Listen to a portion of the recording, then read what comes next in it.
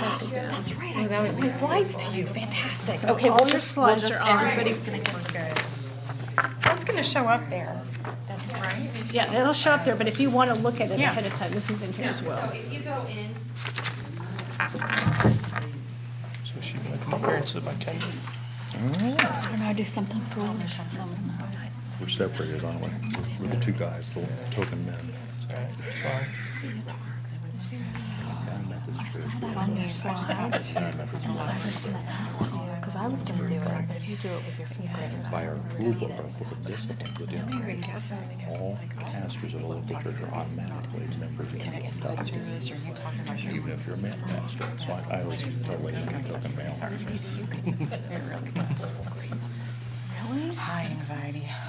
Can you do it with that many? If you have enough coaches, then let's do some. I don't know. There we go. I thought And maybe it would the work better exact doing same it fifth thing. grade. Do our It might calm work better class fifth room. grade to do homework. I read a couple of boom. Maybe I could come down and push and help you. Circle braiding or square. This year, I'm just gonna buy Do seats my for kids. maybe Oh, I should have brought my board book. there was The C of BHP. What? the ESSER fund. Oh my god. So,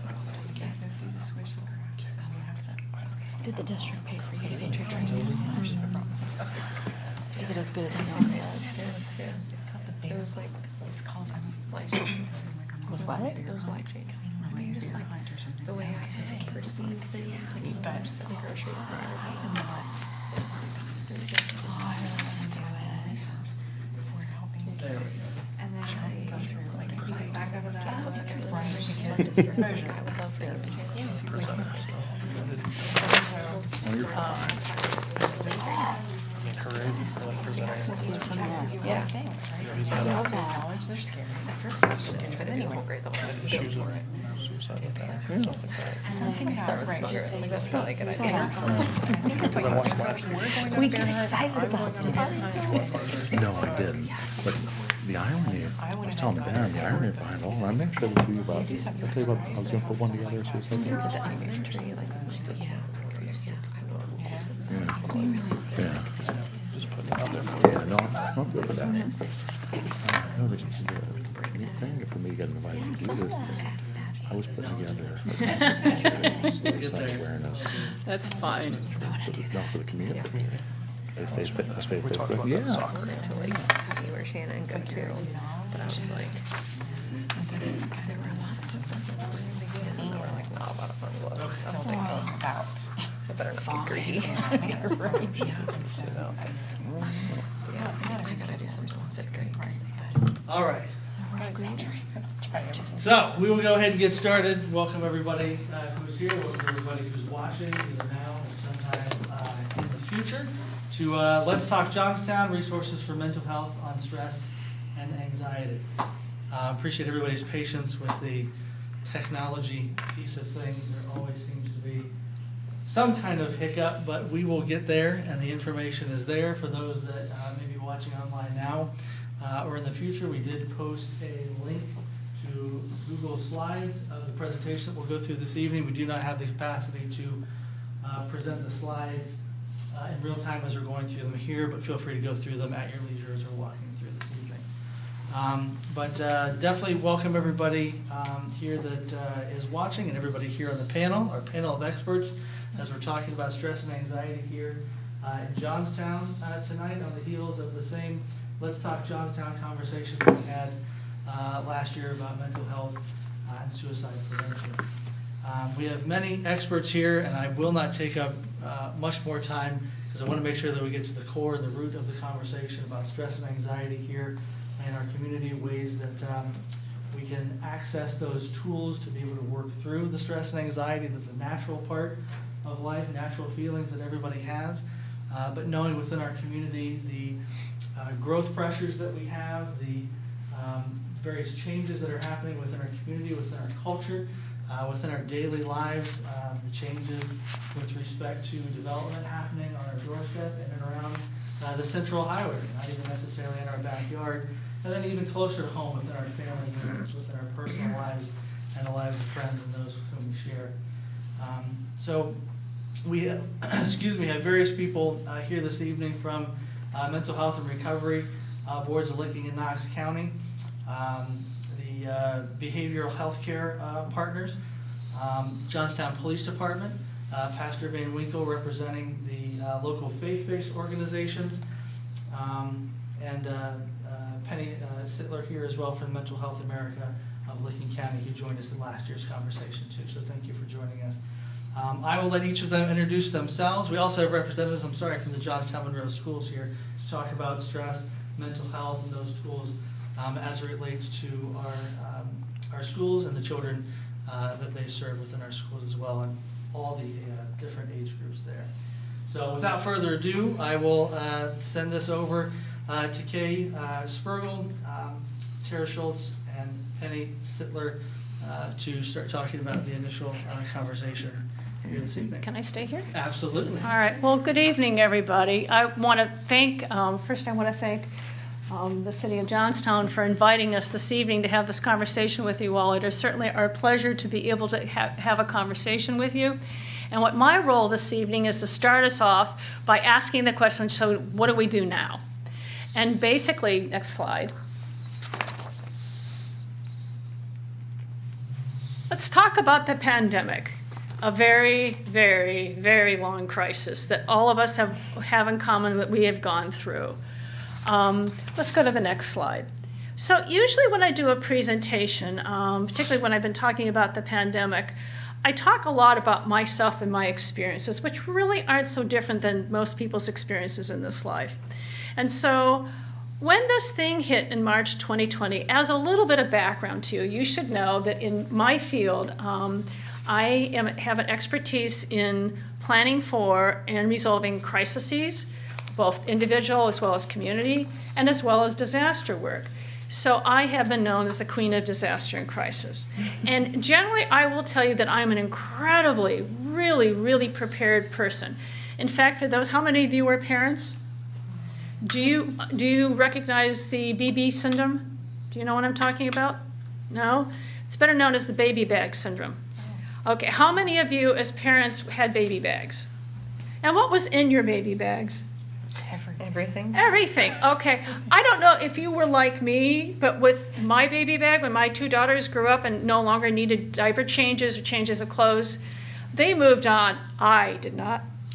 I continued to have my diaper bag, but it got bigger and full of more and more things. And so in my family, they are fond of saying, if there's a nuclear disaster, come sit next to Kay, because Kay will have enough food, enough blankets, enough clothing to keep you alive and okay for a very long period of time. So I'm really, really good at doing things such as planning for crises and anticipating what sorts of things do people need in order to move on to a place that's safe and okay. I'm good at that. Only in March of 2020, when the pandemic rolled itself out and suddenly everything shut down, I suddenly didn't have any tools. I didn't have any resources. Because we kept hearing, oh, this thing is going to end in the next 2 weeks. It'll be gone. I'm thinking, okay, that's fine. It'll be gone. We'll move on. 2 weeks stretched out to 2 months, which stretched out to 6 months, and so on and so forth. And it just kept rolling and kept rolling and kept rolling. So as this thing was transpiring between March and April 2020, when I realized all the resources and all the tools that I had were not going to help me through this, everything that I knew, and I was incredibly out of control, I really felt like I was standing on the edge of a cliff, looking over the edge, thinking, what am I going to do? I have no support. And sometimes when you feel you have no support and you feel out of control, you feel this tremendous sense of fear and helplessness, and as if you don't have any resources. And that's exactly how I felt. Let's go to the next slide. And I think if we're honest, many of us in this room felt the same way as well. So a crisis is defined as a situation in which a person perceives a sudden loss of control or ability to use effective problem-solving and coping skills, just like I described. I, who was always so well organized my entire life and pride myself on doing this and keeping people safe, suddenly couldn't keep people safe any longer. I didn't know what I was doing. Next slide, please. So typically in any crisis, and all of us in this room have experienced some level of crisis in our life at some point or another, whether it's a pandemic or something else. Typically crises are very short-lived. And if you look at the crisis diagram, you'll notice there's a crescendo. And at the very height of the crisis is when we're at our very worst and feeling most out of control. We may not be able to think clearly, but usually, and our problem solving may really be, we may really struggle with that, but usually crises are very short-lived. If you think about the crises you've been in your life, they're usually short-lived.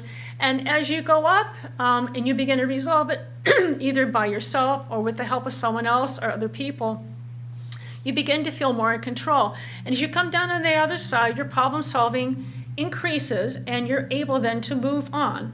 Now, the other thing you should know about any crisis is sometimes the place that you began before the crisis and where you end up on the other side of the crisis may be very different. And in between, there may be change, bad, good, and indifferent. Because we move forward in life, things don't remain static, right? Things move forward. And what happens in crisis is there's always a pro and a con in any crisis situation that you're in. And because of that, that's when begins to enact this whole process that we think of as change. Let's keep going. Next slide. The problem, though, with this crisis was this. As I said before, instead of having this crescendo, and most crises we exert tons and tons of energy at that crescendo to get through because we're very resilient and we're trying to find a way to stabilize ourselves. The problem is we kept exerting energy and more energy and more energy. And the more energy you exert in trying to solve a crisis, the more likely you are to exhaust yourself. And the more that you exhaust yourself when you feel out of control is when people start feeling feelings of depression, of anxiety, of stress, of feeling very out of control and helpless, because there's no end to it. And you can only exert so much energy before you become completely and totally exhausted. And we kept going up. However, by May through June of 2021, things were looking a little bit better. And that road represents me as I suddenly, along with all our provider organizations and other people in the community, began trying to figure out a way out of this. And we began thinking, we were able to get some resources and we were able to start making some sense. We began to get more information that was more reliable about how to make choices about what to do in the pandemic. And we began to feel a little bit better about things. And the road represents us trying to get our way up, a kind of a steep climb, to get more to a place that I would consider to be quote unquote normal, to get out of the crisis.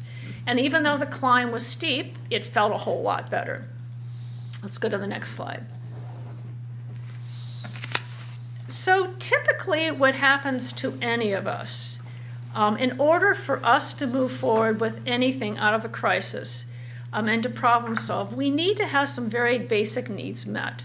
And certainly we need to have basic psychological needs of feeling wanted, needed, well-fed, housed.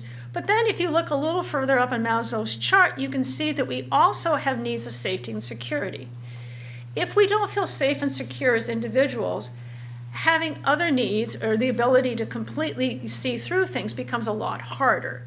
So even though I showed that we were on this road to recovery, that we were getting there, that things felt like we were more in our control, you still don't feel particularly safe or secure because you look at the drop off on the road and you think, well, are we really going up the right way? But we kept going because we were trying to find our way through and find where we were on the other side to completely resolve the crisis and hopefully get our lives back to a place that was manageable for us. Next slide, please. However, unfortunately, we went through that law, and I know, like many people, I got very excited because our numbers fell. And we saw less cases occur at a state level. We saw less cases occur in communities. We started thinking, well, maybe we're coming out of this thing. And then September 2021 hit, and we hit another spike. And that continued through March of 2022. And so, next slide, please. So I'm sorry, go back. So the road that I had been so excited that I had been on, that I thought all of us were on, I was back to the same place I was when I first started this. Not feeling very secure, feeling really kind of wondering, how are we ever going to get out of this crisis, and feeling just really unsettled. And the people here are nodding because they know what I'm talking about. Did any of you have that experience as well? So I'm not alone in this. I really felt betrayed, thinking, oh, this just isn't fair. Let's go to the next slide, please. So then where does that leave us right now? And if you look at this picture, it's a wonderful picture of a tsunami. And so we begin asking ourselves some questions. So what has happened to me? What's happened to you? What's happened to our community? So what happens in the face of a really long-going crisis that brings all sorts of change and thrusts us into a place that we feel uncomfortable in, that we don't understand, that we feel out of control in, when we're just trying to find ways to make sense out of life?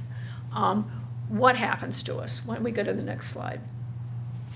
So what I'm seeing over time in communities, as I sit in the position I have and I'm going around and talking to a lot of people and then working with a lot of different groups, what I'm discovering is what I would refer to as collective community trauma.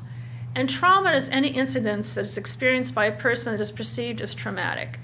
And that can result from a single episode. It can result from a number of repeated and prolonged exposure to highly stressful events, or it can result from exposure to multiple traumatic events. And I would suggest that we are looking more at, in community trauma, that this COVID thing has just repeated itself in prolonged exposure to highly stressful events that have been attached to it. So what I've noticed collectively in a community, whether we're aware of it or not, is all of us are just tired. We're worn out and we're tired.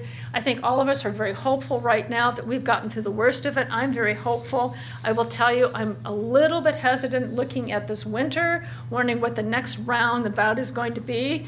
But we have gained a lot in the process because we've learned about how to manage this. And so I often tell people, yes, this would be difficult, this is going to be stressful, but this isn't our first rodeo. We've gotten through one really difficult bout, we can make it through another. But that doesn't stop the general community, I think, from being tired. When I say collective community trauma, what we see is this low-lying level of kind of depression, sadness, sometimes anger. Sometimes we see anxiety, and people often label as feeling just very stressed out. So any community event that you go through in Johnstown may cause people to feel that way. And we see it play out in a lot of ways. Now, most of us, why don't we go to the next slide? So most of trauma trauma in change is caused by a sense of loss. And the graph I have of Kubler-Ross is a graph that's been around for a very long time. And I will say, when we experience a loss, it's not a linear process. It's a process we often go through when we first experience loss as being in shock. I mean, I certainly was feeling in shock when the pandemic first hit, and my sense of loss was feeling a loss of control, a sense that I could keep people safe, and my sadness and anger that I couldn't achieve what my purpose and my role was in the community. So we bop through anger, we bop through feeling shocked, feeling depressed, sometimes feeling anxious, and I'm seeing a lot of people in the community experience this. In loss, it's very normal to experience depression. It's very normal to experience anxiety or anger or just sadness. Those are all very normal reactions to loss.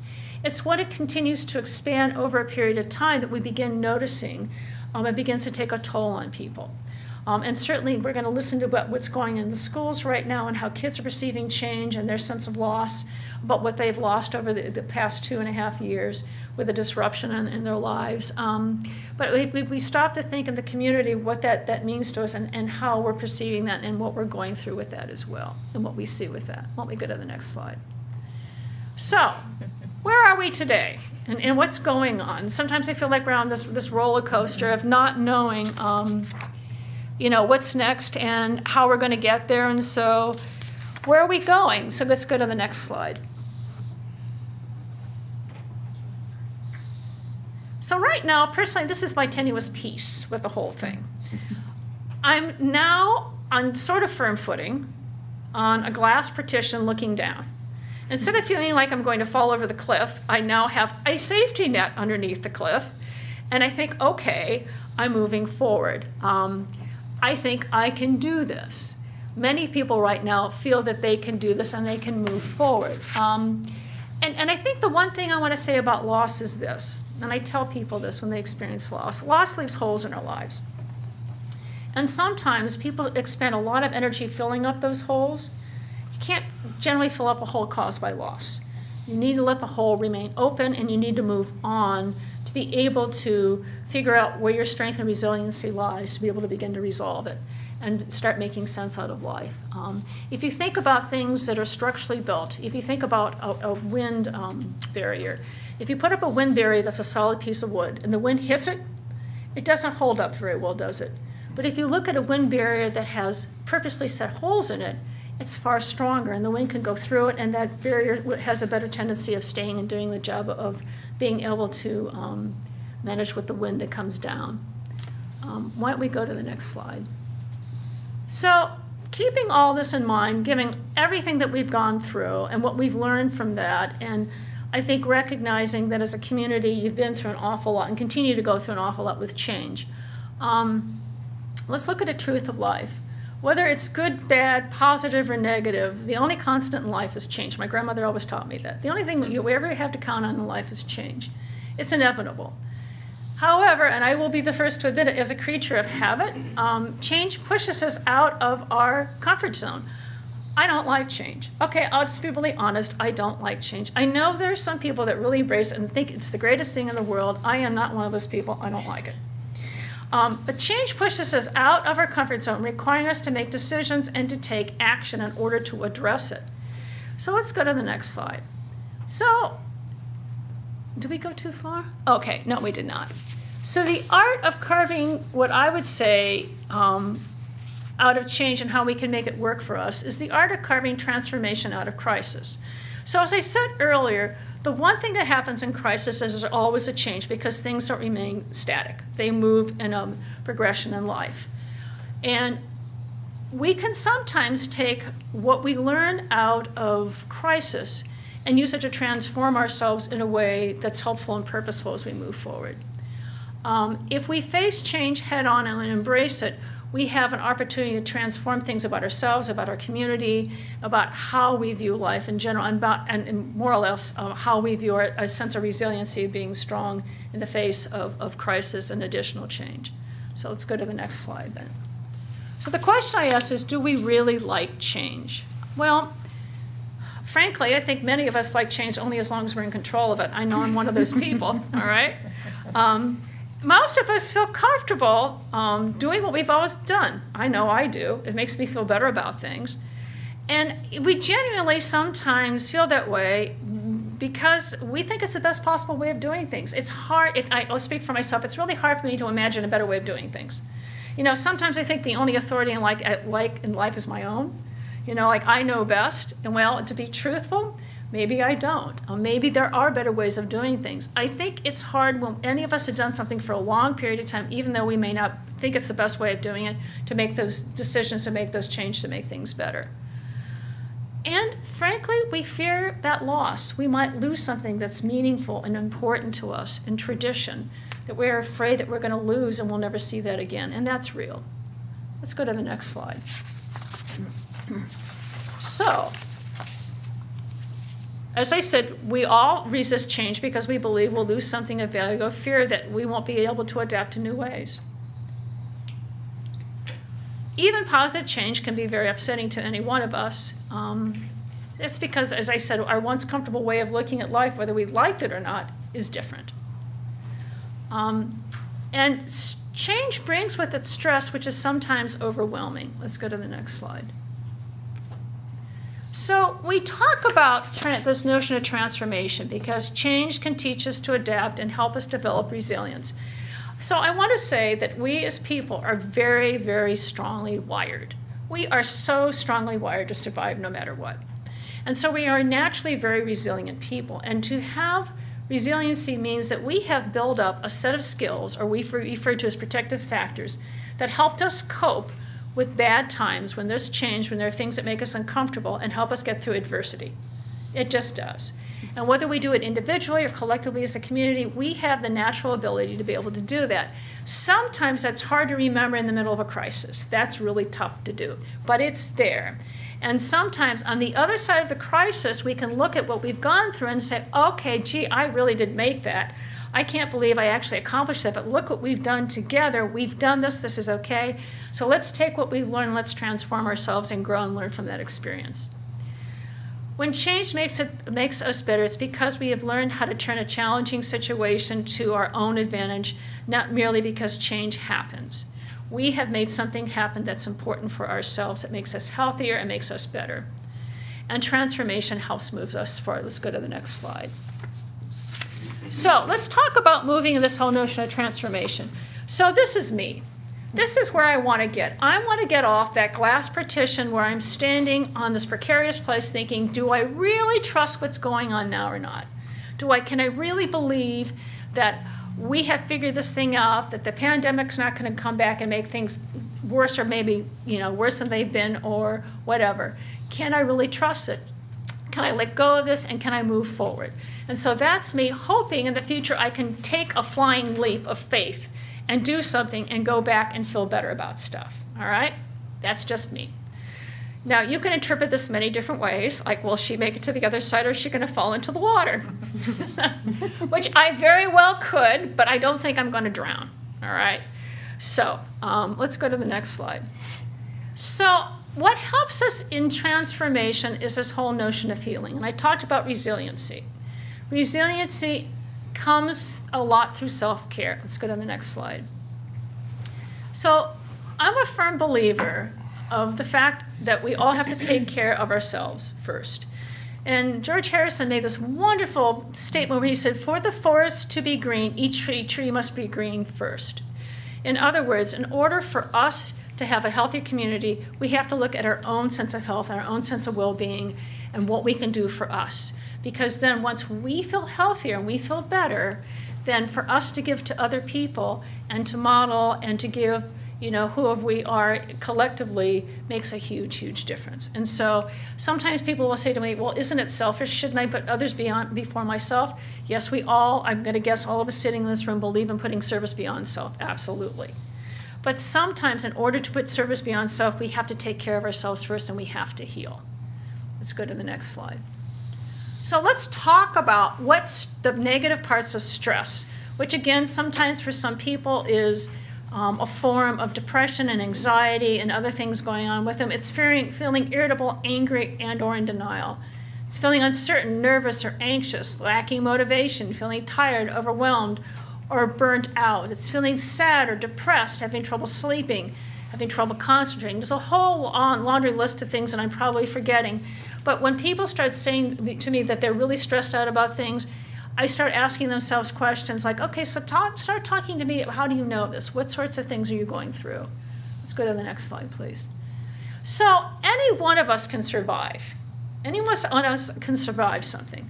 What I would prefer in healing is we learn how to thrive. To thrive means that we've grown. To thrive means that we recognize how strongly wired we are and how resilient we are in life. So there's some steps in looking how to better thrive in this life. The first is to assess yourself. And by that I mean just taking a look at yourself and deciding what's important to you. I will tell you in the pandemic what became the most important thing to me was my family and my friends that I loved. Suddenly nothing else mattered to me. It was because I was losing so many people around me to that disease, and that was just heartbreaking. I'm sure many others of you in this room lost people too. It was horrible. Losing a way of life for many people lost jobs. They lost ways of doing things that are going to be hard for them to recapture. But deciding what's most important to you, what is something that's precious and sacred to you and that you don't want to give up. And so to assess yourself as to what's important is a great place to start in thriving, and then working towards ensuring that you keep it if you can. I suggest to people they savor and celebrate those very small things in life. Sometimes we believe that we have to be happy all the time. Well, we're not. Happiness is this fleeting glimpse of things that happen. Most of the time, we're kind of in this gray space. Life is not lived in black and white. It's lived in that gray place, right in the middle. It's murky. That's where we live life. And frankly, life sometimes is really messy in that murky place. But occasionally, we get these glimpses of happiness, which are just awesome.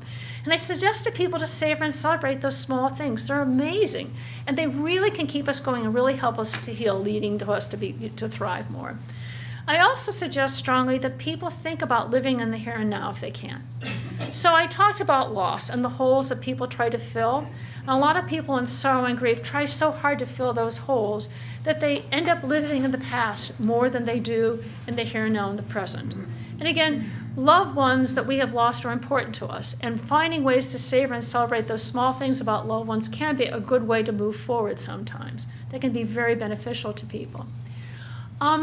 Practicing gratitude. Gratitude is just something, and all these things, folks, are free. All of them are free.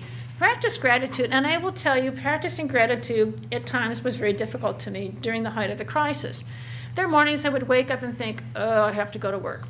Oh, and I would complain about this and that and the other, and think, I'm going to go into yet another day where I have no answers for people. How am I going to manage this? I did a turnaround and decided, okay, this isn't working. So instead I woke up and said, thank you, I can breathe. I'm opening my eyes. Some days I would just be grateful to have a hot shower and think, okay, I have a hot shower, then I get a cup of coffee. That's cool. I'm grateful for having that. That's really cool, that coffee. And just grateful, and that kind of having and expressing and celebrating gratitude begins in and of itself to kind of roller coaster in a really nice way. The more that you practice it, the more you find you're grateful for many things in life. And then telling people how grateful you are to them about what they do for you and about other things that occur, does amazing things to help lift your mood, to make you feel more connected, make you feel more in control, particularly if there's change that's still swirling around you that you don't like and you don't care for, but it's still there. It kind of helps you get through all that uncertainty. Be kind. Be kind to one another. Practice empathy. You never know what someone else is going through in front of you. You just don't know what that person's going through. Even if that person is crabby and cranky and gets in your face and spits at you, literally, be kind to them. Because you don't know why that person is cranky and irritable and spitting in your face. You just don't ever know.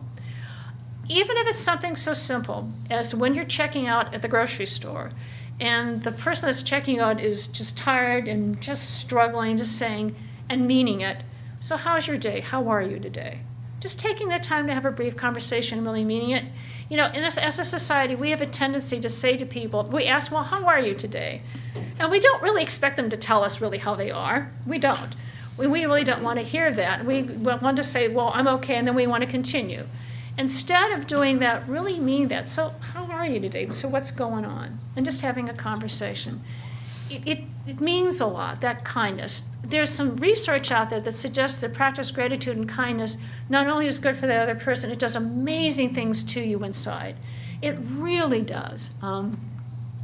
Find purpose in everyday routines.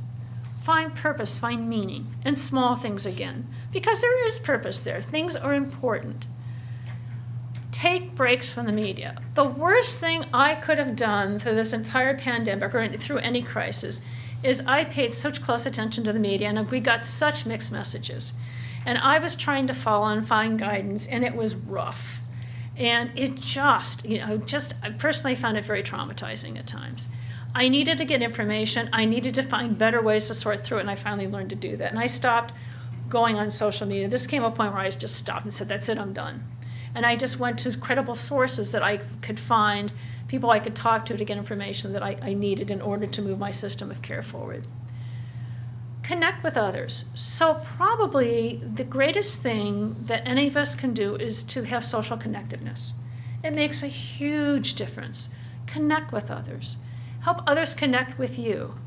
Even if it's one person, that social context is so important. It was what was so hard on many people during the pandemic is they couldn't have that social connectiveness. We had people in, nursing homes that struggled to be able to have connectedness with families and the toll it took on them. It was really hard on people.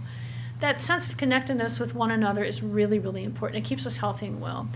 And then finally, reach out if you need support. We're going to have people talk about different resources that we have here you can reach out to, and we certainly have a number of resources, anywhere from talking to clergy, to talking to somebody else in your community, to talking to a professional. Let's go to the next slide. So other things you can do to thrive, we talked about social connectedness, are leisure skill activities. I can't see that far. So leisure skill activities. So I will say, in the pandemic, the one thing that happened is there was this incredible increase of people ordering craft stuff online. More people took off more things to do that, of course, never finished them.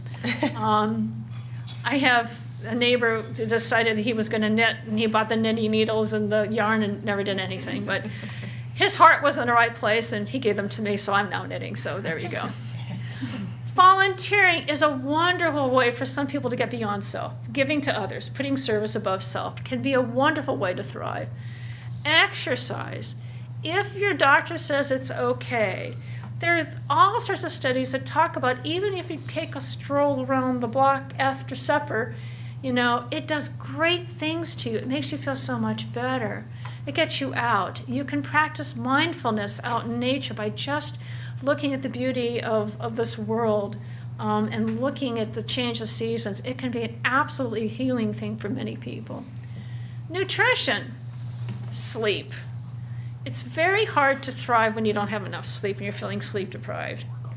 In nutrition, we know that for some people it's a luxury to have access to good food, but if you're able to watch what you eat sometimes, that can also be very helpful for you. Mindfulness, meditation, or prayer. Prayer is very, very powerful in the lives of people. Meditation, the ability to just settle down and relax and be mindful of your surroundings.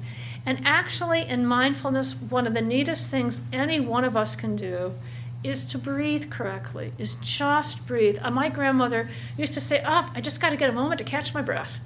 I just have to breathe for a minute. And what that does is if we breathe correctly and close our eyes and just breathe, and I won't go through the exercise tonight, there's a lot in line that, that teaches correct breathing. If you breathe in, what it does is it just calms you down. It just brings more oxygen into your body and allows you to kind of reset your brain. So whether you're preparing yourself for prayer and you've had a very, very busy day and you're just feeling very stressed out and you're having a hard time entering prayer, just breathing ahead of time sometimes can really focus you and be prepared for prayer. Whether it's you just want to meditate on things in life, it helps prepare you. It's a wonderful thing to do, and we teach it to people, and you can sit in your chair at work or at home and close your eyes for 2 minutes and do it and go on about your day. Relaxation training, which is similar to, wait a minute, does that say relaxation? Yeah. Mm-hmm. Okay, it really is horrible getting old when you can't see anything. Relaxation training is another way. There are many ways that we can do that, and certainly education and self-help books are helpful. So when's our next slide? I think I'm done. So we have a lot of resources that we're going to talk about. I do want to direct your attention to Pathways 211 in this county. Pathways is your resource to immediate services that we have, either for any type of service you're looking for in the county. They work 24/7 and are happy to help. And I'm going to pass it on to who is next.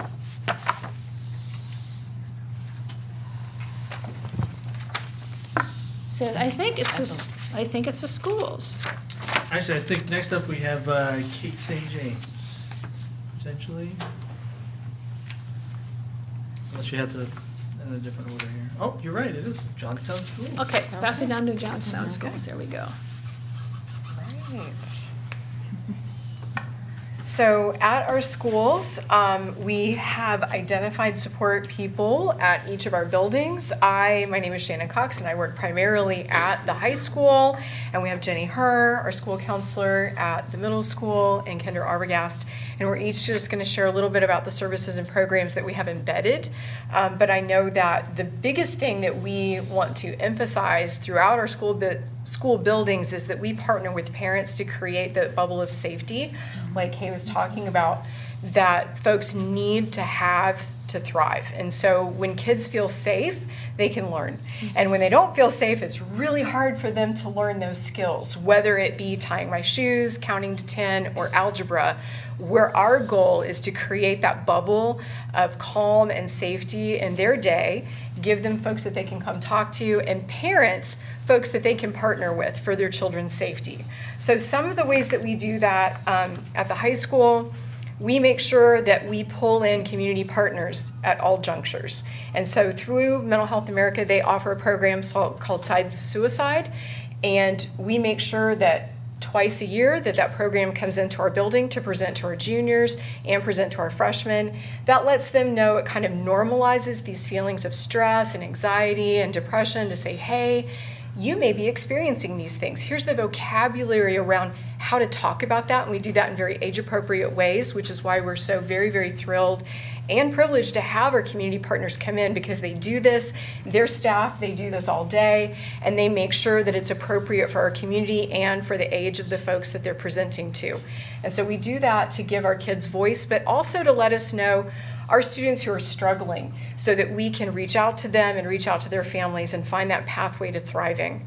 We also want to make sure that when we're talking about kindness, how are we kind? And so we have a program that has been presented to all of our students for the past 2 years called the No Hate Tour. And it promotes not bullying, it promotes kindness and empathetic, kind words.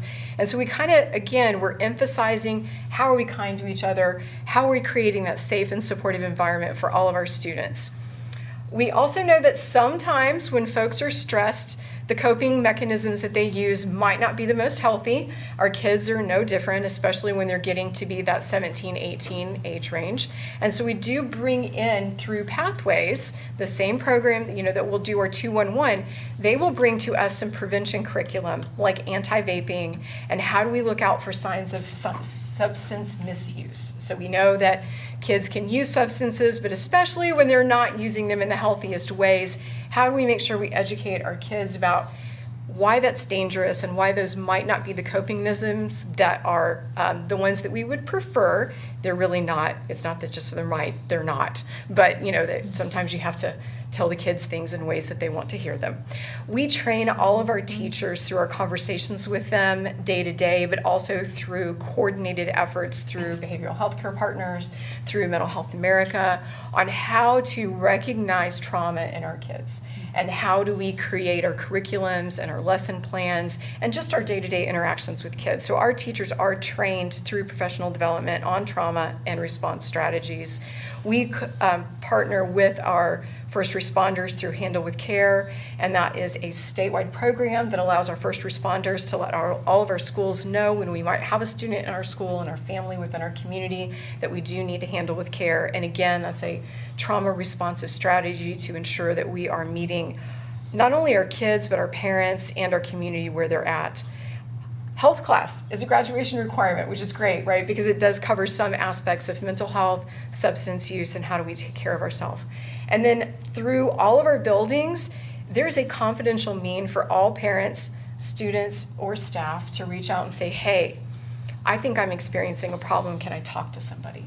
And so we make that available to parents. If they want to self-identify, that's fine. If they need to do it in a confidential way, we can reach out to them and really respect their privacy. And so we offer that again to our students, we offer that to our family members, and we offer that to our staff so that they have people that they know that they can connect with in all of our buildings. And as Shannon said, I'm Jenny Herr, and I am the school counselor at the middle school. And I think most of our programming mirrors what they're doing at the high school, which we're pleased with, and it's been purposeful to set it up that way. We also invite Mental Health America to come in and present signs of suicide in an age-appropriate way to our 7th grade students every year, and our 8th grade students hear the anti-vaping programming because, as we know, they don't always choose to use coping skills that are healthy. So we want to talk about how to handle things in a healthy way and how to avoid turning to unhealthy ways. And we also partner very closely with students and parents. We've collaborated and come up with a resource that we have here for anyone who wants one, and also it's online. Pages and pages and pages of mental health resources that we are thrilled to connect families with when we feel like that would be helpful for any students or families. And anytime we can connect a student or a family with those resources, we feel like that's a win. So it's not always something that we can provide, but we love to be able to resource that out. So thank you. I'm Kendra Arbogast, and I'm at the elementary and intermediate school starting this year. So we're, speaking of change, we're working through one right now. And so, you know, we have some of the similar ideas, but in the elementary level, K to 5, it's more of the foundational, trying to lay that foundation of the social emotional skills. So we have used the Second Step program, social emotional curriculum, for all of our students the last several years. And I think the last 2 years we've been using the bullying prevention unit that Second Step provides. So that's been really good, and we really like the language that provides for them, that then they can carry through as they grow and mature. We also have had Cornerstone of Hope come in and do a grief group for some students who have gone through some significant losses in their life. So we've been thankful for that resource. Myself and several teachers are trained in a program called Triple P, which is a positive parenting program. And so as parents ask, we are available to help provide just some parenting support and give strategies that are that lead to positive parenting and positive relationships. We have the Ron Dairy Good program for all of our 4th graders, which promotes attendance at school and working hard and some of those qualities that help them as they mature.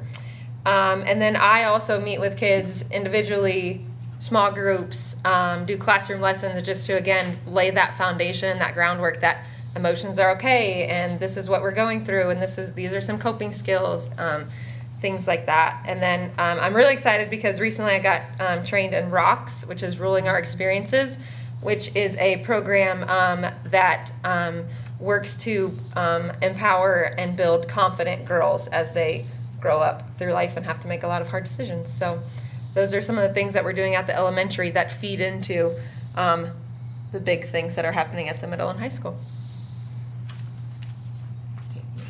I don't need your presentation. I'm Okay. good. I listened.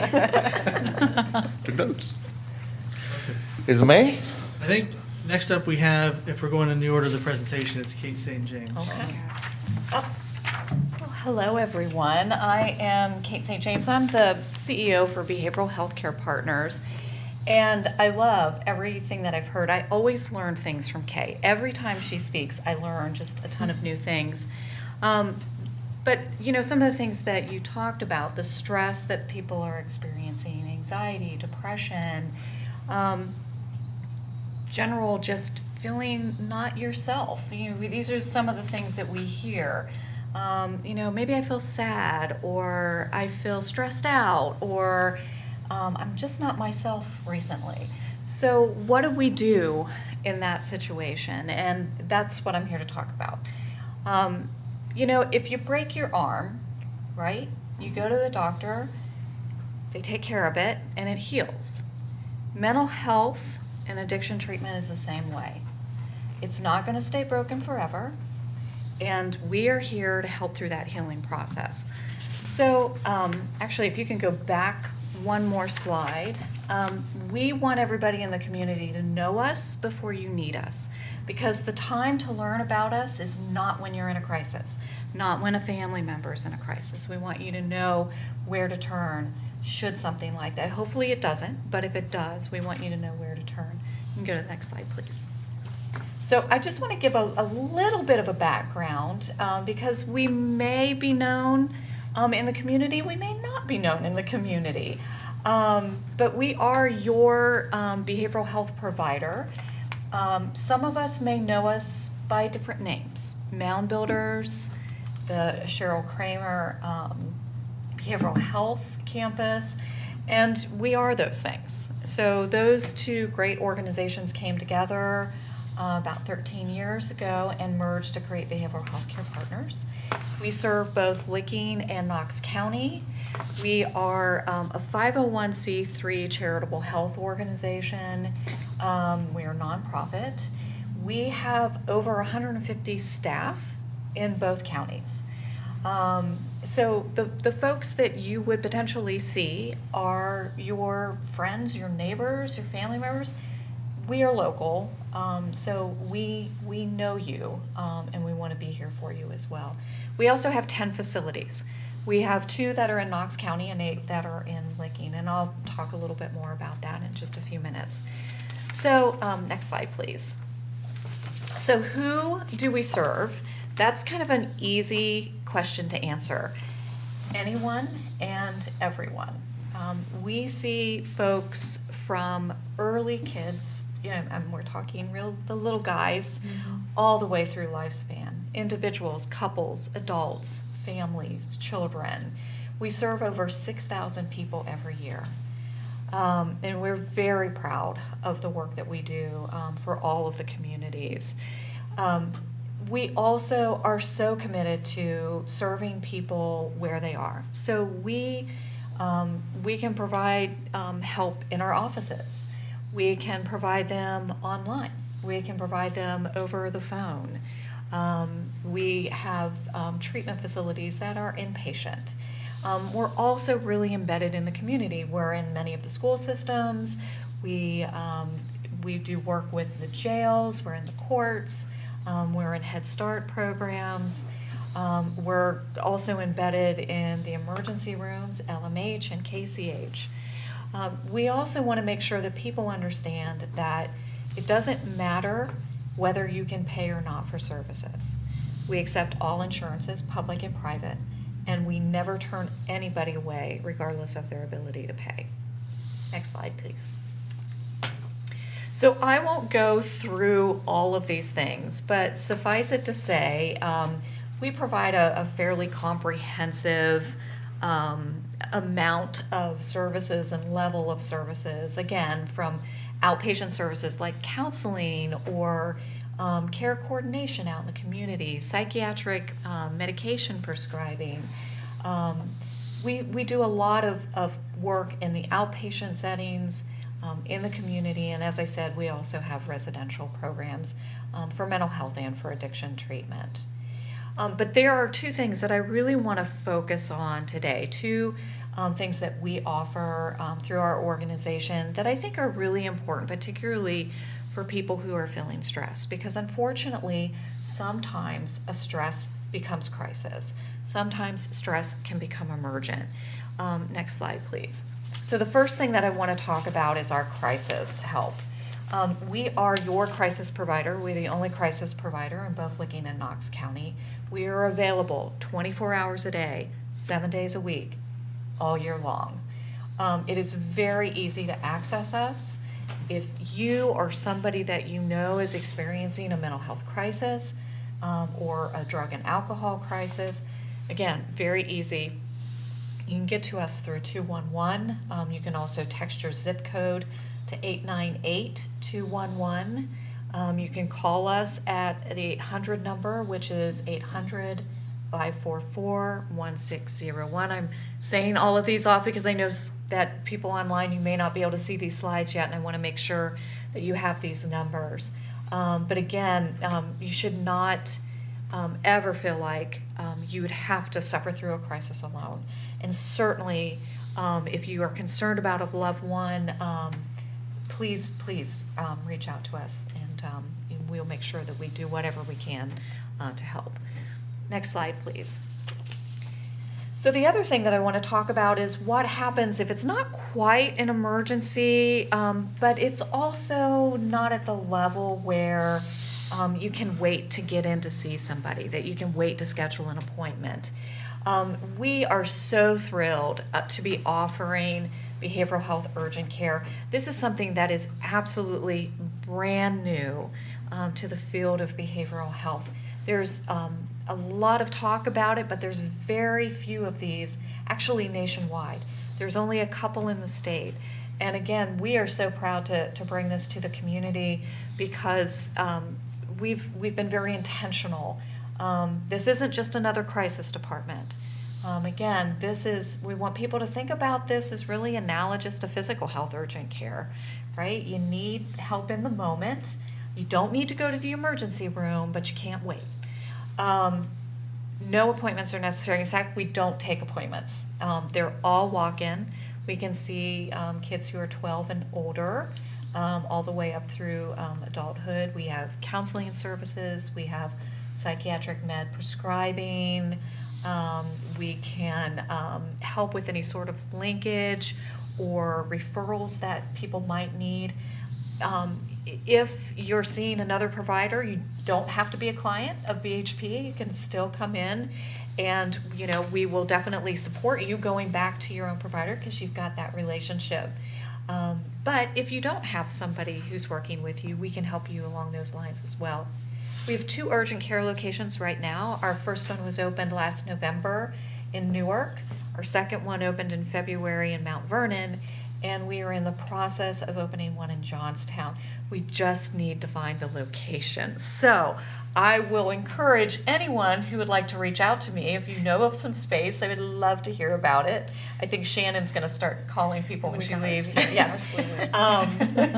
Because we really do want to make sure that these services are available throughout the counties. Next slide, please.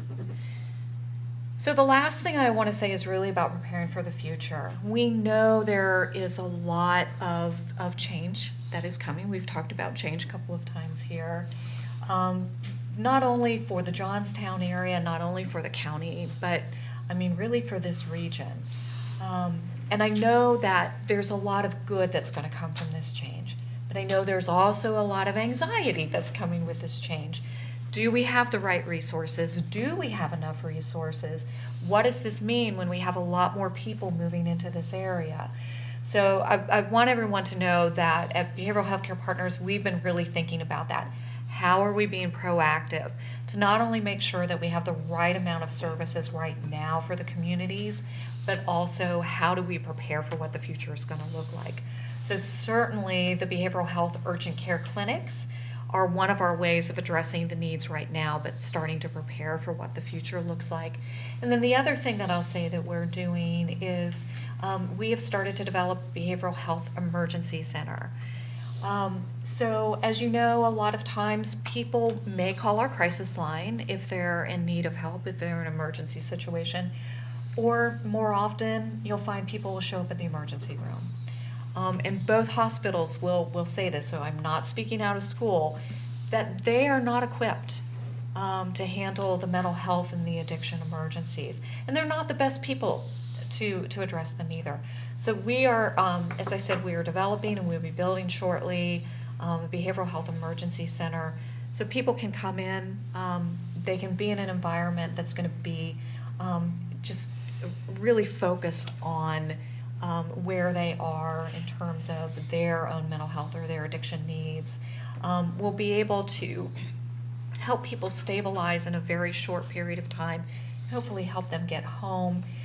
If not, if they need a little bit longer, we will have specific units that will be focused on a couple of days, 3 to 5 days to help people stabilize.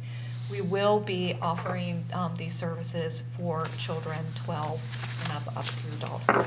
Because right now, unfortunately, our folks, our community, we need to go out of our community to get this type of service. Oftentimes we have to go to the north, even the west side of Columbus. And we want people to be able to stay in their own community. This is where their home is. This is where their family are. This is where their support is. So that's what's in the future for us.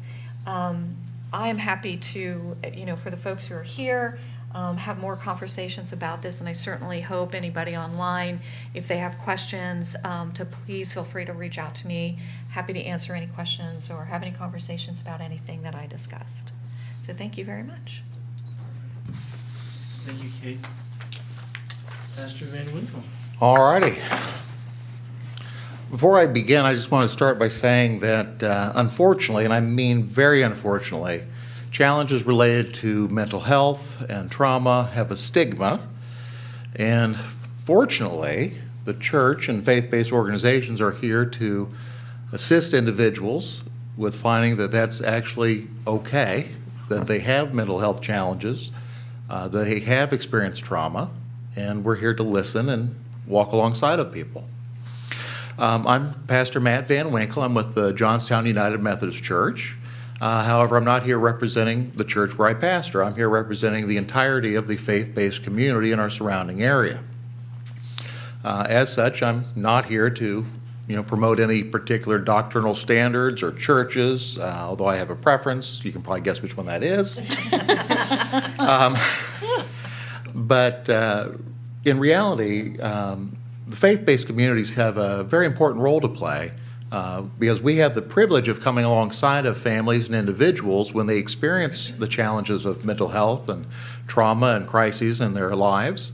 The biggest difference, though, is typically we are invited to come into those journeys. However, we can be asked or just gone to directly rather than just waiting until something happens and saying, hey, help. So in other words, the faith-based community can be proactive as well. That being said, I think it's very important to point out that from a faith perspective, stress, anxiety, worry, clear to the extent of the extreme of even having suicidal ideations, these are things the church and the faith-based organizations are here to help you with. All of these lead and end up with a state of grief to a great deal. The faith-based organizations, believe it or not, actually have some good qualifications with helping with grief. And as such, we feel as a whole that it's very important that the community know we are, in fact, a resource. Now, as a pastor and a member of a faith-based organization, it seems very natural that someone would go to the church. However, there are a lot of people in the community who don't think that way. And I'm going to share with you 3 major misconceptions which have led to that, unfortunately, taking place. The first misconception is that the church judges people harshly who experience anxiety or stress or depression or any other challenge with mental health. The reality is that is very false. Now, granted, different faith traditions have different interpretations and stances on a myriad of issues. However, the primary task of any faith-based organization, especially those which are clergy-led, is to shepherd a flock. And a good shepherd is always looking out for the best interest of that flock. And I say that because if an individual in our community finds they need spiritual assistance, any and every faith-based organization that you reach out to is equipped, or at least should be, to help you find the help you need. There are a lot of ways that can become manifest. It could be pastoral counseling. It could be help finding support groups. It could be referrals to specialists in organizations like we've had present thus far. Another misconception is that people of faith don't have challenges with mental health or stress or anxiety, depression, etc. And that, of course, is very false. Anybody can experience stress or anxiety. Anybody can go through a crisis, or anybody can endure trauma. And that is especially true for even the leaders within the faith-based organizations. We're no different. And I point that out particularly because what that means is oftentimes those very leaders of faith-based organizations you might come to have probably personally experienced something like you're going through. So we're oftentimes much more than theorists, but we're practicing people as well. The one that makes me most sad, however, is the misconception that I can only go to a faith-based leader or a church where I attend. And that as well is very false. Because especially, again, with clergy, all clergy should be willing to help anyone or everyone, whether it's an individual or an entire community. And church affiliation doesn't matter. Because, again, we hopefully are living into the example of being shepherds for the flock. And I want to add again, ministering to our communities is of paramount importance. Now, before I say anything else, we heard about the pyramid of development, Maslow's pyramid, and we've heard about different types of crises and traumatic experiences. The one that I personally have had a good deal of interaction with is what I like to call a delayed traumatic experience. We could also call that a delayed trauma response. Now, this would be something that would occur maybe months or possibly years after the initial traumatic experience. What happens normally is life goes on, so to speak. The rest of the world moves on, it seems, and we're doing fine, and then all of a sudden something comes up or happens, and it all comes flooding right back in. And when that occurs, whether it's an individual or an entire community, the faith-based community is very important at that point in time. Because the faith-based community, again, is an organization or group of organizations or individual people, what have you, who are equipped to listen at any time. And I think most of the panelists up here, if not all, would agree with me when I say that listening is one of the best doors to open when it comes to finding assistance with mental health challenges and trauma and crises. Now, the question becomes then, if the faith-based organizations are here, besides listening, what else can we do? Well, there's actually several things we can do. We're able to provide meeting spaces for support groups. Many churches, particularly in our area, host different support groups, and here's the big surprise. Don't tell them, but we will actually make room for new groups to meet here. And so that's really a blessing, because a lot of times just simply knowing that a group could be formed and meet somewhere is all that's needed to get it started. Another thing that the faith community can provide, especially through the clergy, is confidentiality. Now, I'll qualify that momentarily. Clergy have discussions behind closed doors, like other counselors or mental health professionals. And so that gives you another opportunity for honest discussion and sharing of your feelings. And again, as well, when we're talking about delayed response or a delayed experience related to trauma, that can be very important.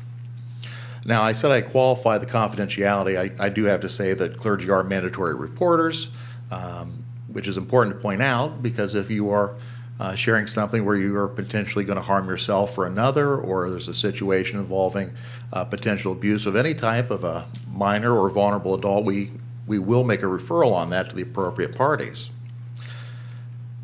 However, that's usually a good thing. Would you guys agree? Yeah. Well, you would. Another great advantage of the faith-based communities is we do a lot of referrals. I was told once upon a time that barbers, taxi drivers, and pastors always have a guy, and there's a lot of truth to that. And I can assure you that in our local faith-based community, the people sitting at the table with me here are part of that referral network. So those are important things to keep in mind there, but experience is probably one of the best things the faith-based community can offer, because we are a very broad group of individuals. And so we often have had personal experiences, or people we work with or worship with have had personal experiences that can mirror the ones you have had in many respects. And so that's where empathy and sympathy both come in play. And I can, on a quick side note, tell you that for myself, back in 2017, there was a very traumatic event in the community of Kirkersville, Ohio, and I was the pastor at the church right across the street from where that happened, where we had 3 individuals murdered in one morning.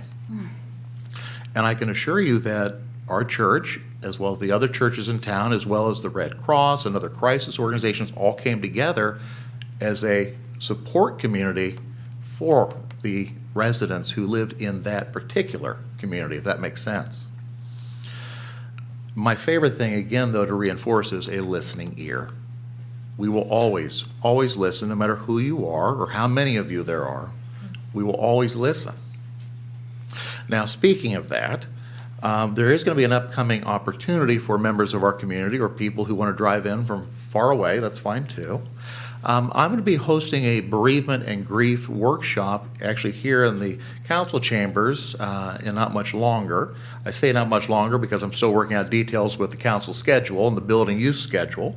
But once we have that finalized, that will be posted on the website for the city as well as the Facebook page, and have that in print available at the city offices at the same time. Again, that will also be ecumenical, so there will be no specific denominational tradition being put forth, but rather it'll be a collective interpretation, if you will. Now, the last thing I like to say is that, again, if you are experiencing mental health challenges, trauma, crises, you are not alone. I want to remind you that your feelings, no matter what they are valid, they're okay, they're normal if they relate to mental health challenges, trauma, or crises. There's nothing wrong with you, okay? And there's nothing wrong with any of us who, when we experience those, whether short-term or long-term. And the community of faith is here to listen, not to judge. So, that being said, despite what many people think is the truth, we actually work as clergy more than an hour on Sunday. And so we are on call 24/7, 365. So just keep that in mind. Thank you. Thank you, Pastor. Really appreciate it. Thank you, everybody up here on at the table with lending all of your expertise, all of the presentations, the deep experience that you have, and the obvious willingness to help, which is at the root of everything that we've talked about here.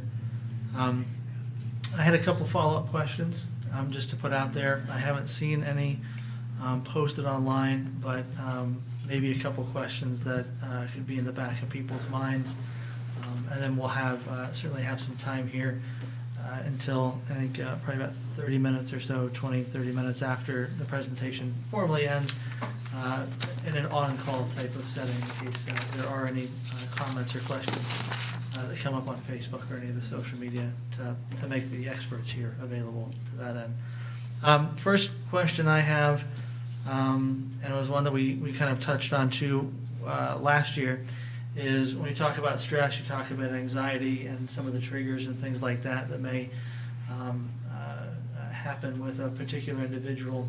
If you are in a social setting, one-on-one or greater, and you see somebody in a situation that is experiencing stress, anxiety in an outward fashion, what have you, and this may be a question for each of your individual capacities, how might you best suggest an individual approach that person that may be in an obvious state of stress and anxiety to help them get to that state of self-realization, the introspection of the assessment part of understanding what's going on? You want me to go? You want to go? I forgot my pen. I don't care. Have a good night. I'm going to go there? You start. I'll just start. So we actually teach, Penny Sittler and I actually teach a really nice program that's called Mental Health First Aid. And in Mental Health First Aid, we provide, it's an evidence-based practice. It's 8 hours of very intense training that teaches the general public. It's not really directed towards professionals, it's directed towards everyone, and so it uses language to identify signs and symptoms of emotional distress or mental health concerns that people may have, and then how to talk to them. It does a really nice job, for instance, how to approach someone who's having a panic attack. What to say, what not to say, how to be reassuring to them, and how to do it in a way that it's very respectful of them and not to humiliate them. But it demonstrates that you're there to be supportive and to help them get through that. And I think, as the pastor said, what we want to do is we don't want to increase stigma with people. We want to say that to have an emotional concern or have a mental health episode is a normal part of living for a lot of people. And so therefore, how we approach people is really quite important. So I would encourage the public to think about taking a class in it. We certainly have had many, many people take it. Penny and I don't know, Penny, how many classes have we trained? We've been doing it for 8 years. 8 years. We've taught a lot. We've taught a lot, hundreds of people, and people come away, it's difficult training, but people come away thinking like, wow, I now am not afraid to talk to someone who's having a problem. I know what to do, and I know how to do it. And so how I approach someone is just very kind of casually to say, hi, how are you doing? My name is Kay. Who are you? And I just try to engage them in conversation and ask them as the part of the conversation, is there anything that I can help you with? You're just, trying to be natural and supportive, and I think people, to take that interest in people can be really very, very powerful. So that's what I do, that's what we do. I was gonna say, yes, and I think it's very important to listen. Yes, If absolutely. you notice that someone is struggling, Yeah, obviously you don't want to call attention to it, in a public way, but approaching the person and, just saying, are you doing okay? How are you? And listen to what you hear. Sometimes people just need someone there with them, to listen to them. But sometimes they may need somebody to take charge. And I'm not suggesting jump in, because that's, a lot of times people don't want that. They just want somebody to hear them, and to recognize and to see what they're experiencing. and they don't necessarily expect you to solve their problem. Right. It's just the fact that you're taking your time listening. I mean, I can think of an example where I was in Kroger early one morning and the checkout woman was really upset about something. And so I just happened to just say, well, how are you? How's your day been so far? And she said, it's just been horrible. I work 2 different jobs. I don't feel well. I can't go home and take a sick day because I don't have any health care insurance, and I lose a day of pay. And wow, that's rough. And I just looked at her and said, I'm so sorry. And she said, thank you, that means a lot. I wasn't going to solve her problem, but I recognized she was distraught, and I acknowledged that. You're listening to. And I listened. I validation. just listened to her and validated the fact. Yeah. And sometimes that's all it takes. And sometimes that's all it takes. It's just that sense of kindness of doing that. But I think you're right. I think you're both right that listening is just absolutely critical. If I could add something on that too, if you don't mind, I have found, quite frankly, one of the best things to do before you approach that individual is come to the realization yourself that you are not an expert on how that person is feeling. That's Yes, correct. absolutely. Absolutely. So I think if we can hit that, get over that hurdle first, then we can move on to things like making sure they feel safe or helping them find someone who will help them feel safe, et cetera. Absolutely. That's very true. From the school's perspective, that probably a similar type of approach. Very similar, right? Yeah. Because we look at it from the perspective of not only the kids, but also the parents, so that we can support the parents in feeling that sense of safety and being heard. And then that way they can pass that along to their kids, because it's a great skill.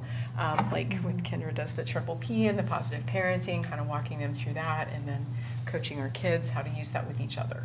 And I know Jenny won't tune her own home, but she also does mental health first aid for our staff, and so has made sure that that has been available to all of our teachers in the district for professional development, so that we are in that coaching place, right? All of our teachers, so that when they're seeing kids struggle, that we can help them identify those listening skills and those recognition skills, so that they can be a support to each other and kind of recognize within themselves when they can ask for help.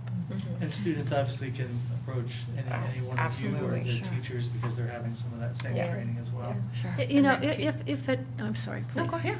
If it helps, and if people are hesitant and just don't know what to say, sometimes it helps just to stop to think, well, gee, if I was in their shoes, what would I want to hear from someone else?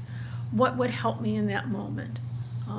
And sometimes that could be, what would I need? Again, I agree, we don't feel someone else's feelings. We don't know what that person's experience is, but just that level of empathy can sometimes be helpful and help you to begin that conversation. Perfect. And knowing obviously that there isn't a formula that you can apply to something like this, and sometimes one may be able to assess intuitively. But is there anything or a certain, external signs that someone may be able to see that may be apparent that an individual may need to be in a situation where they are approached in that respect, gently, a word, or is it just a feeling, just an intuition? Everybody's different, obviously. And it's different for age ranges. Right. Because kids are gonna display their stress and anxiety in a very different way than an adult may. True. Hopefully. Well, yeah. Okay, perfect.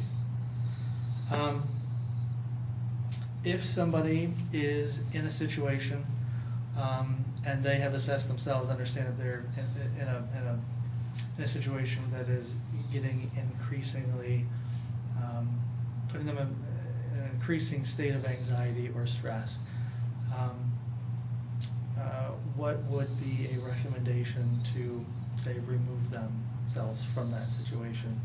You know, maybe gracefully, or is it just pull themselves out altogether to get to that state of mindfulness and understanding? You mean they're in an active situation Correct. that's causing them Correct. stress? Yeah, either argument, a social situation to where their anxiety level is elevated. What advice might you be able to give, if any, to somebody in that situation? Of course, as always, it's gonna be different in every situation, but in general, I would say, if you can remove yourself to regroup, take some breaths, maybe think things through a little bit, just put some space between you and the situation. I mean, that's a great way to start, but sometimes you can't. And I'm a big advocate of breathing. Just learning how to find your breath, slow your breath down, because the moment you do that, you get clearer thought. You start to think very differently. You also have a better possibility of controlling your own emotions. Okay, so if you can't physically and mentally remove yourself, then mentally just try and take yourself back and put yourself in a better headspace. I think And I think, I'm sorry, please. I was just gonna say, I really like positive affirmations too, and having some of those that you just repeat to yourself over, and like sometimes, like with some of my younger students, like we will say the same 5 sentences every day, like, I can do hard things, I am strong, but if you say those every day, then those start to become part of your story. And so then in those moments, if you've practiced saying those, especially ones that really pertain to you, then they're more easily accessible in those stressful moments. If you can't just say to someone who's in that situation, like, well, use some positive affirmations, because they haven't done it. But if it's something that you practice every day, then it's more easily accessible. You and help can them know pull them those before out. they need them. Yes. I like that. Yes. And I think some of it too, at least from my perspective, is allowing the individual who's going through that experience to know that they don't have to get out of the situation by themselves. And what I mean by that is oftentimes we have the ability to say, why don't we step aside for a second, or why don't we just take a moment to breathe for a second together?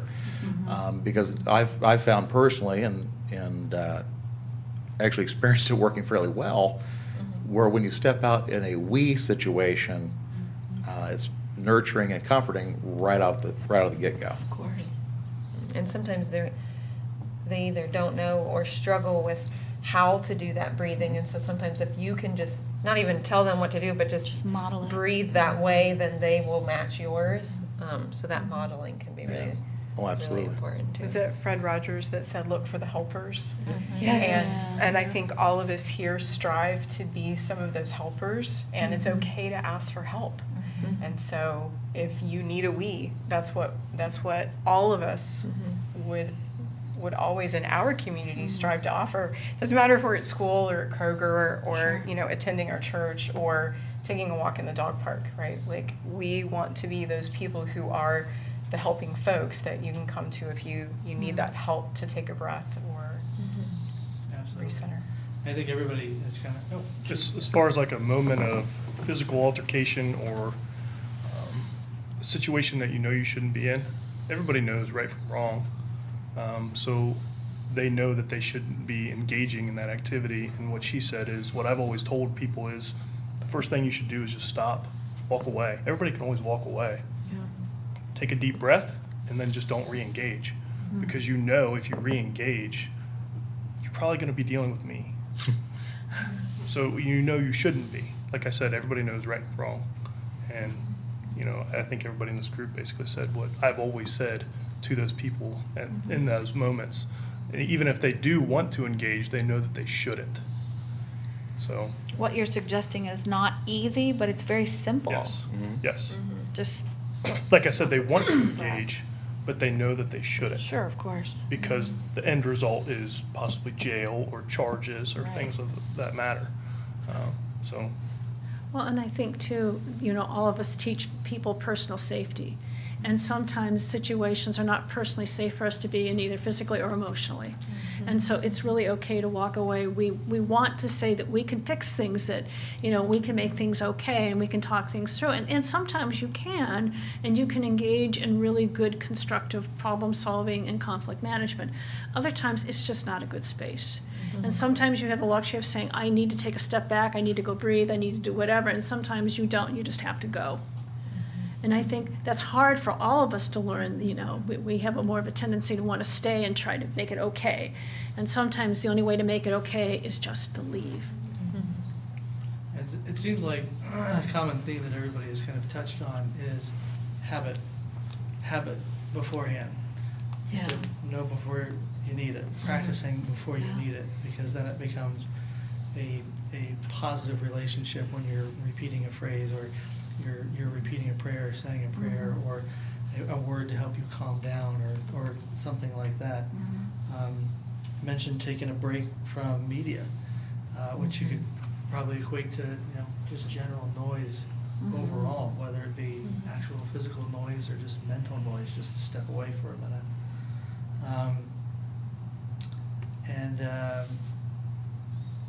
I'd say a lot, you talk about healthy coping skills and having resources available in the school for the kids and the parents to be able to help assess that too, I think is fantastic. A tremendous amount of resources, I think, is what everybody's kind of touched on or talked on here tonight. I know there was an advocate too about talked about the 211 crisis intervention line, but there's the new 988.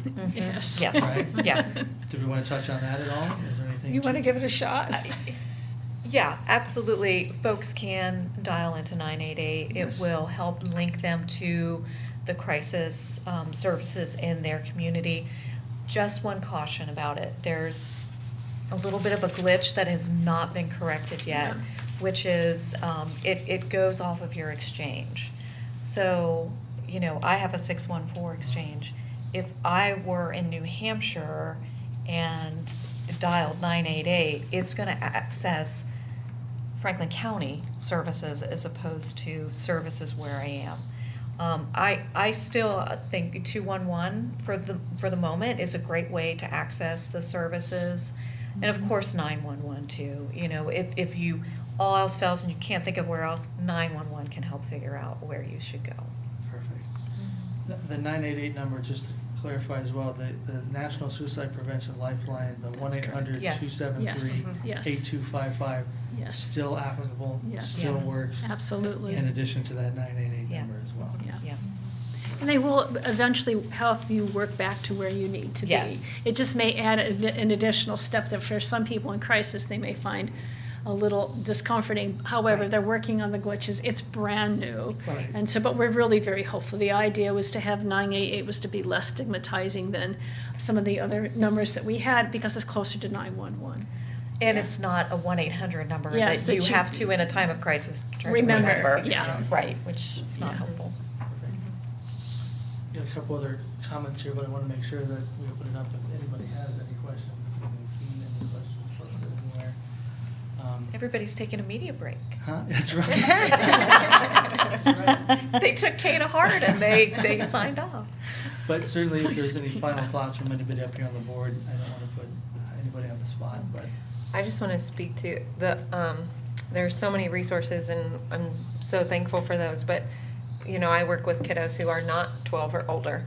And so in those situations, for parents and anyone out there, Nationwide Children's has a new behavioral health facility. I just heard through the grapevine that they bought more land and are building another one.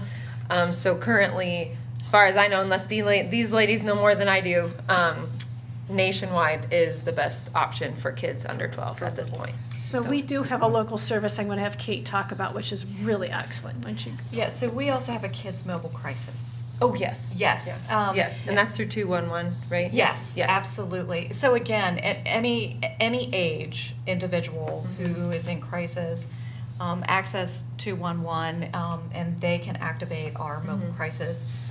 It's our crisis team, and then they also have social workers who are very trained and experts in childhood crisis as well, who will work with them and make sure that they're then linked into the right level of services to help keep the kids safe. Yes, I Yeah. appreciate you mentioning that. I, being someone who works with littles, I hear all these 12 and over, and I'm just like, ah.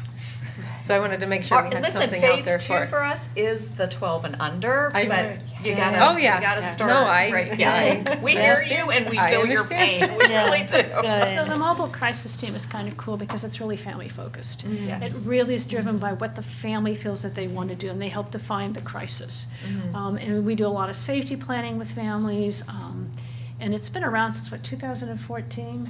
And we've served thousands of Yeah. families, we have. And they're just, to put a plug in for, they're absolutely fantastic resource. All of their Yeah. people are so well trained and they really work with people, and it's such a comfort to families, especially some of our kinship care situations where we have grandparents who are taking care of grandchildren, and to know that we have that crisis resource in our community is such a comfort to folks. And can that serve as like an urgent care situation too? Or Absolutely, is that, yep, okay, absolutely. so if they, In fact, that's what we tell most people who call in, if they're looking for urgent care, we have them access our kids' mobile crisis. Through 211. Good to know. Perfect. Well, what I will say, too, is that the next steps here is we will have this video, this recording posted on the city's YouTube channel. We will link it as many times as we can. Feel free to link it as many times as you can. To those who may need to see the information, we have the PowerPoint already linked on Facebook. We'll get that on the city website as well as linking to the YouTube page. We'll do everything we can to link, put the links, the hyperlinks to everybody's organizations for a quick reference. And then we have some literature here, some physical literature. I hope we have some space in the rotunda here in the office that maybe we can put some down there too for people who may need it at a time when they're coming into the office. But the biggest thing that I'm taking away from this is just the resources, the sheer number of resources that are out there, be it personal, be it literature, and all coming within our community. Yep. From here, from Licking Neck County, from Knox County, a potential behavioral health care center here in Johnstown is very exciting to have right here. And everybody here's a phone call away. You've got the schools with Shannon, Jennifer, Kendra. Thank you very much for being here and representing the schools and having resources not only available for the kids but for the parents. I think is key for people to understand that. Faith-based organizations, Pastor Matt Van Wickle, thank you for being here and representing Absolutely. that community, helping to dispel some of those myths that may be out there and hopefully ease some people's minds and help them understand, even if they're not a part of a particular denomination, that it's about love. Everybody's there, Absolutely. and that's the baseline, and it's being there to help, and just Absolutely. it takes a conversation. It does. Chief, thank you for being here as well, representing the city, for your comments there. Obviously, a lot of community engagement that the police department does in and around the community, and again, it just takes a conversation with an officer about any type of situation somebody may be in to link up with any one of these organizations too. And I'd like to point out that the chief and many of members of the Johnstown Police Department are CIT trained. And CIT Absolutely. is a crisis intervention team training where officers take a 40-hour formal academy where they learn ways of de-escalating children and adults that present with mental health concerns. And they're very committed to this, and they do wonderful work. And I don't know if Chief, you want to speak any further about CIT? Yeah, every single officer in this police department except for one, which she will be getting CIT trained as soon as the next 40-hour academy takes place. But it is a valuable resource to deal with somebody in mental health and crisis situation, to try to get to where we understand the level that they're on. And I can't express enough how valuable it is, because it's something in law enforcement that we didn't learn in the academy. You know, we didn't learn in a law book or anything like that. And it's issues that we've come in contact with people, and it's just, if you don't have the knowledge or academy experience, you just don't know. So then you go to it and you realize that all these factors come into play of how we can do better, and to get to know what they're actually going through, providing them with the sensory item. As you see, I got a sensory item with me tonight, just something little that I play with, and that's something that sometimes people just need. But it's a very valuable academy, and on behalf of the police department, I want to thank everybody for being here tonight. I think that this was arranged last year and this year specifically for our community, to let them know that, you know, we care about them, and we want to make sure that they know that they have the resources available. Yep. And this is the experts of our county, and I just want to say thank you. Thank you, Chief. Thank you. Absolutely, thank you. Also want to thank Emily Morrison, can't see her there, she's here. Tara Schultz as well, isn't here, can't see her either, she helped as well. And Kate Spriggle, obviously, with the Mental Health and Recovery Board for Licking in Knox County. Thank you very much. And then Penny Sittler, the Executive Director of Mental Health America of Licking County. Appreciate your input up here last year as well. Very much appreciate your input and help this year. And then Kate St. James, Executive Director of Behavioral Health Care Partners. Thank you again for being here too. Thank you. And I guess what I take away, the final comment, is that everybody up here, in my opinion, represents the community. Not necessarily, you know, just the Johnstown community as a city or the greater Johnstown community, the entire Licking County area, but it does represent the Johnstown community. And everybody up here, and it's been a part of the conversation, wants to help. Everybody wants to help. They have a passion for it. You're in this role because of it. Tremendous amount of resources in each of you individually, as well as the organizations that you represent. And as a part of that community, you just want to help. And for anybody who needs it, your community wants to help you. And all it takes is a conversation. Just reach out. You're not alone. Have a conversation. Let's talk. And that's what it's about. Yep. So thank you all for being here tonight. Thank you. Thank you. Thank you all for joining, whoever's watching right now. And have a good rest of your Monday evening. Thank you. Thank you. Thank you. Yay, okay.